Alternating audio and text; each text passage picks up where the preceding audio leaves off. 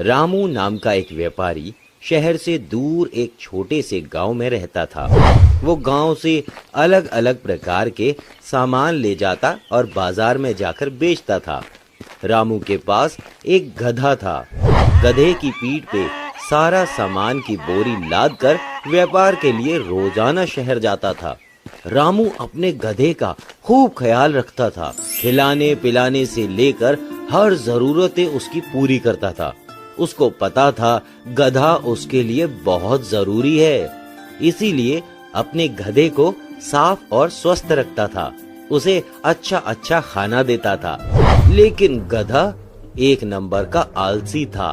उसे काम करना पसंद नहीं था। वे सिर्फ बैठकर मालिक की रोटी तोड़ना और पूरे दिन सोना चाहता था। अगले दिन रामू बाजार जाने के लिए तैयार हो रहा था। गधे का बिल्कुल मन नहीं था। आज फिर बोरियां लाद के बाजार जाना पड़ेगा। हो, मुझे सोना बहुत पसंद है। गधे को ये नहीं पता था व्यापारी एक दिन भी छुट्टी लेगा और बाजार नहीं जाएगा तो उसे कितना बड़ा नुकसान होगा, और जब पैसे नहीं आएंगे तो गधे को भी खाना कहाँ से खिलाएगा। व्यापारी रोज गधे को लेकर बाजार के लिए निकल पड़ता था। रास्ते में एक नदी पड़ती थी। व्यापारी बहुत संभल कर गधे को नदी पार कराता था। घर वापस आते हुए व्यापारी को उसका दोस्त मिल गया। दोस्त ने बताया कि बाजार में नमक की बहुत मांग है।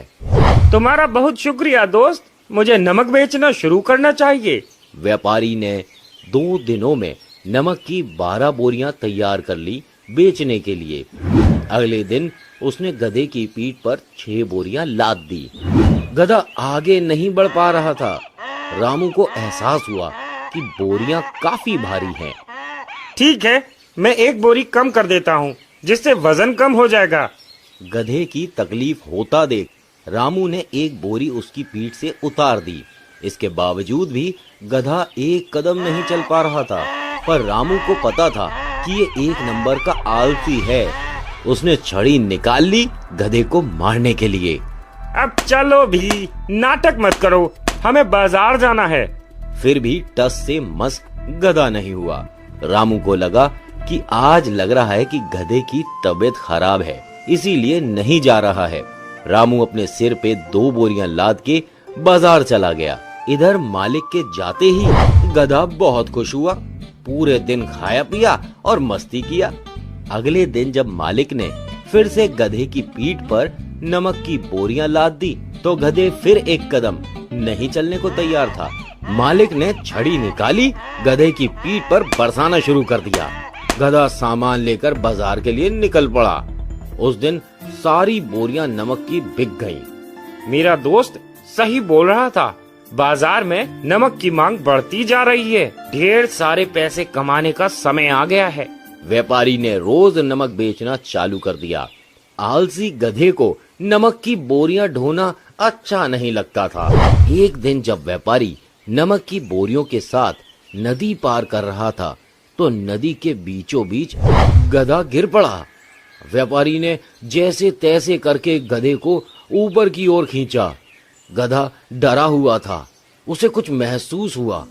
अरे वाह, बोरियां मेरी पीठ पर लदी हैं, पर उसका वजन पता क्यों नहीं चल रहा मुझे।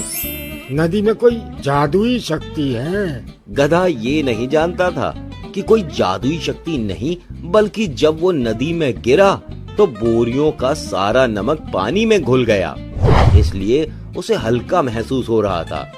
व्यापारी ने जब बोरियां खोलकर देखी तो बोरियां खाली थीं। अरे मेरी सारी मेहनत बेकार गई, अब मैं बाजार क्या लेकर जाऊं? उस दिन व्यापारी वापस घर लौट गया। गधा बहुत खुश हुआ। उस पूरे दिन गधा घर आया और खूब खाया और सोया। अगले दिन व्यापारी ने फिर से 6 बोरियां नमक की भरी और लाद दी। बाजार की ओर दोनों चल पड़े। रास्ते में गधा सोच रहा था, कल तो पूरे दिन मजा किया, आज वापस से काम करना पड़ रहा है। मैं तो अपने पीठ का वजन कम करके वापस घर जा सकता हूँ। पानी में जादुई शक्ति है, मुझे यकीन है कि मुझे जरूर छुट्टी मिलेगी। नदी पार करते हुए गधा वापस से उसी जगह बैठ गया जहां वो पहले गिरा था। गधे के ऊपर रखा हुआ नमक पानी में पिघल गया। ऐसा ही तीसरे दिन भी गधा करता है। व्यापारी को सब समझ आ गया कि ये गधा जानबूझकर ऐसा कर रहा है। मैं इसकी इतनी सेवा करता हूँ और अपने मालिक के साथ ऐसा बर्ताव कर रहा है, इसे तो सबक सिखाना ही होगा। अगले दिन व्यापारी गधे की पीठ पर 8 बोरियां लाद दी। गधे ने कोई शिकायत नहीं की। आज 8 बोरियां, मालिक चाहे मेरी पीठ पर कितनी बोरियां लाद दे, मैं कहाँ बाजार जाने वाला हूँ। नदी के बीचों बीच जाकर गधा वापस से फिसलकर हमेशा की तरह पानी में बैठ गया। जैसे ही गधे ने उठने की कोशिश की, पीठ पर रखा वजन उसे दुगना लगने लग गया। ये क्या हो रहा है? मेरी पीठ इतना दर्द क्यों कर रही है?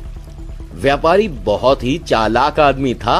वह जानता था गधा फिर से वही तरकीब अपनाएगा, इसलिए उसने नमक की बजाय कपास बोरियों में भरी थी।